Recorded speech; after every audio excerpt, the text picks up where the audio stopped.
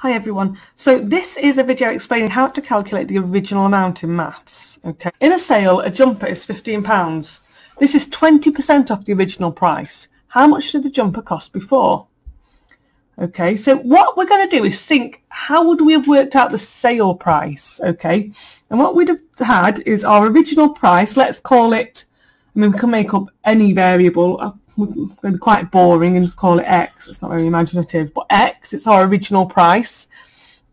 And what would we have multiplied to get 20% off? Now think back to our multipliers. We'd have multiplied it by 0.8. Okay, look back at that video if you need to find out how to find that multiplier. Okay, but because it was 20% off, we multiplied it by 0.8. And that gave us £15 as an answer. Okay.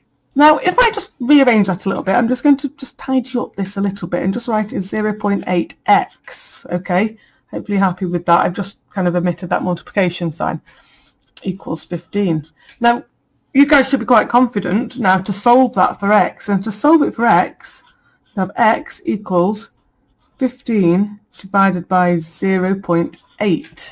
15 divided by 0.8 is £18.75, which sounds reasonable, doesn't it? If we took 20% off that, yeah, that would be about right.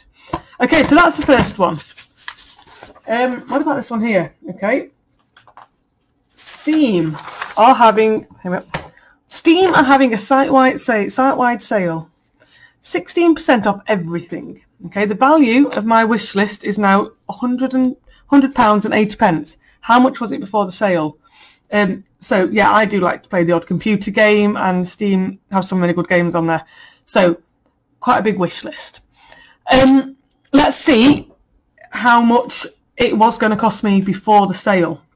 Okay, so let's call it X again, just for our original amount. That's what we're looking for. And we're going, now what would our multiplier have been there? 16% off. So that means we've got 84% on. So multiply by 0.84.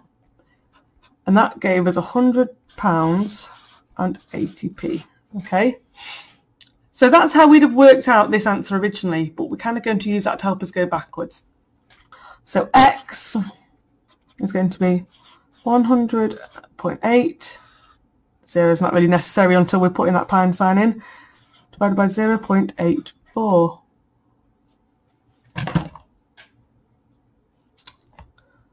I'm saying this is a butterfly. I think it might be a moth because it's floating around by my lamp. Okay, 100 point. How, if you haven't just watched my previous video, that will make no sense at all. But there's a butterfly / moth on my desk. Okay, so that calculation gives us £120.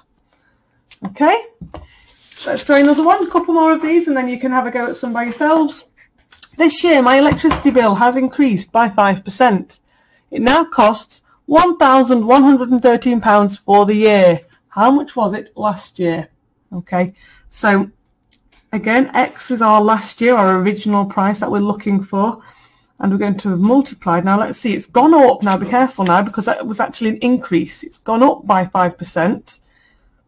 So our multiplier was actually 1.05, which gave 1113. A little comma there just so we can see it a bit clearer.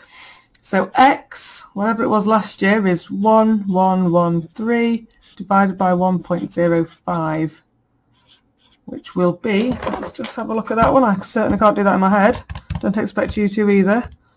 1060.